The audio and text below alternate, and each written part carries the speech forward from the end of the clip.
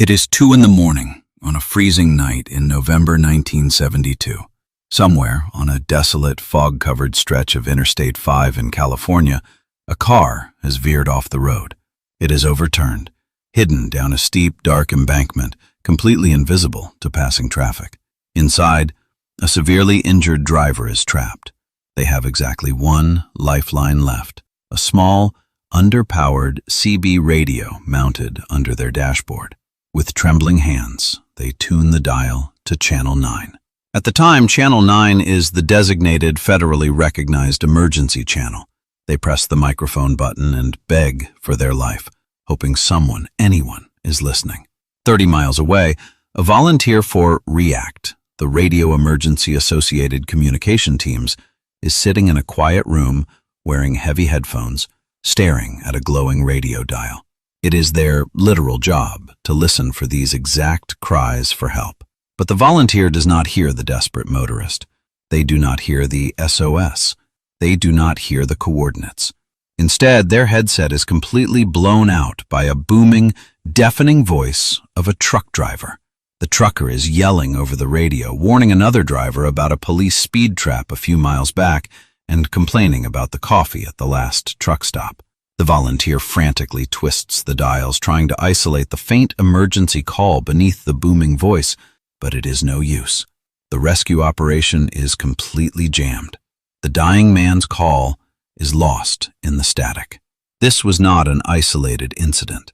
In the early 1970s, this nightmare scenario was happening across the United States. Innocent people in desperate situations were losing their lives or facing severe delays in rescue simply because their final cries for help were being drowned out by the everyday chatter of American truck drivers. If you know anything about the culture of American trucking, you know about Channel 19. Today, Channel 19 is the undisputed, legendary home of the American trucker. It is immortalized in pop culture, country music, and Hollywood blockbusters. When you think of a trucker on a CB radio, you immediately think of Channel 19. But what history has almost completely forgotten is that Channel 19 was not the original home of the truckers. Up until 1973, the kings of the road ruled a completely different frequency. They all used Channel 10. So why did an entire multi-billion-dollar industry suddenly pack up and abandon their absolute favorite frequency? It was not because the government forced them to. It was not because the Federal Communications Commission passed a strict new law. It was because of a deadly technological glitch, a massive grassroots rebellion, and one of the greatest acts of unspoken, self-policing solidarity in the history of American highways. To understand the sheer magnitude of this frequency shift, you have to understand the world of the early 1970s. Long before smartphones, social media, or GPS, there was the Citizens Band radio. The CB was the original social network. Originally created for short-range communication, the CB radio exploded in popularity among truckers. They used it to fight back against the national 55-mile-per-hour speed limit, warning each other about police locations, which they called Smokey Bears. They used it to stay awake on grueling cross-country runs. They used it to find the best diners and avoid massive traffic jams. For a truck driver, the CB radio was not just a gadget. It was their radar, their community, and their lifeline. And naturally, they all congregated on Channel 10. It was the highway hotline. Millions of trucks tuning into one single frequency. But there was a massive, fatal flaw in this setup, and it all came down to physics and human nature. Right next door to the truckers' beloved Channel 10 was Channel 9.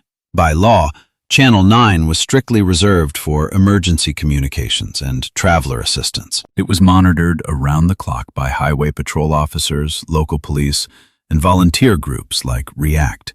If everyone followed the rules perfectly, Channel 9 and Channel 10 could exist side by side. But truck drivers did not follow the rules. Truckers love power. By law, a CB radio was only allowed to transmit at a maximum of 4 watts of power. That gives you a range of maybe a few miles. But truckers wanted to talk to drivers 3 counties over. So they started illegally modifying their radios. They installed massive antennas and hooked up illegal linear amplifiers, known on the road as kickers or foot warmers. Instead of pushing 4 watts, these illegal amplifiers were pushing hundreds, sometimes thousands of watts of raw radio frequency power. A trucker in Texas could literally bounce his voice off the ionosphere and be heard in New York. This massive surge in illegal power created a terrifying technological side effect known as bleed over. When a radio transmits with too much power, or if the radio is poorly tuned, the signal does not stay confined to its designated channel. It violently splatters into the adjacent frequencies. Because Channel 10 was right next to Channel 9, the massively amplified voices of the truck drivers bled directly over into the emergency channel. Imagine you are a police dispatcher. You are trying to listen to a faint, terrified voice of a woman stranded in a blizzard on Channel 9. But because a trucker 3 miles away just keyed up his 1,000-watt amplifier on Channel 10 to tell a joke, your entire radio console just screams with distorted noise. The emergency is completely eclipsed. By late 1972, the situation had reached a boiling point. Local emergency responders were furious. Highway patrols were missing critical accident reports.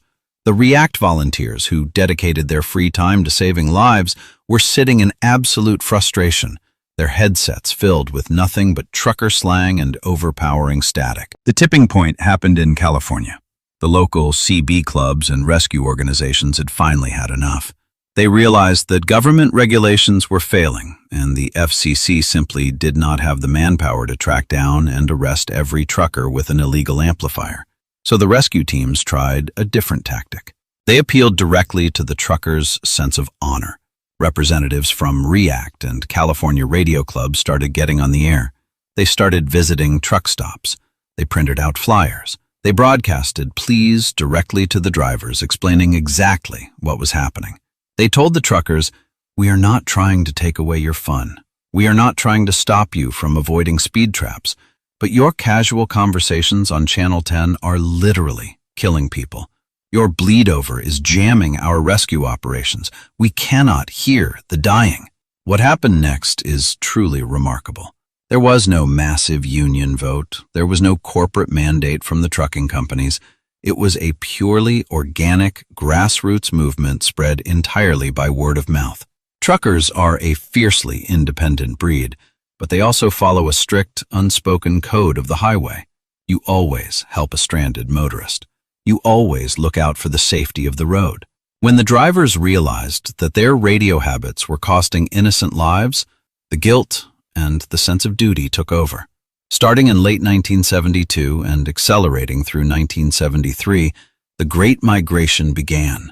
Over millions of miles of asphalt, from the ports of Los Angeles to the docks of New York, truckers simply started telling each other to move.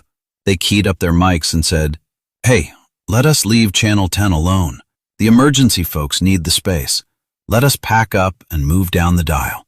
But out of all the channels available, why did they specifically choose Channel 19? It was not a random guess. The selection of Channel 19 was a masterclass in practical physics. First and foremost, Channel 19 was far enough away from Channel 9 to guarantee absolutely zero bleed over.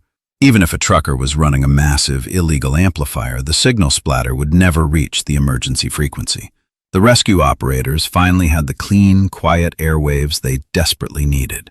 But there was a second, much more technical reason why Channel 19 was the perfect choice. In the early 1970s, before the FCC expanded the CB band, standard radios only had 23 channels.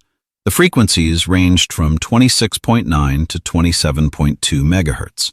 If you look at the layout of those original 23 channels, Channel 19 sits almost exactly in the dead center of the entire radio band. Why does that matter?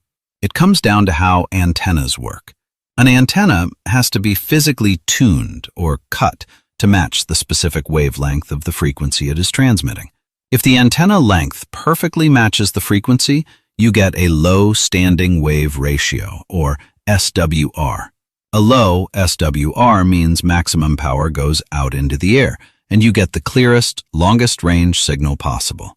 Because most truck drivers used standard factory-cut whip antennas, tuning the radio to the absolute center of the frequency band provided the perfect electrical resonance.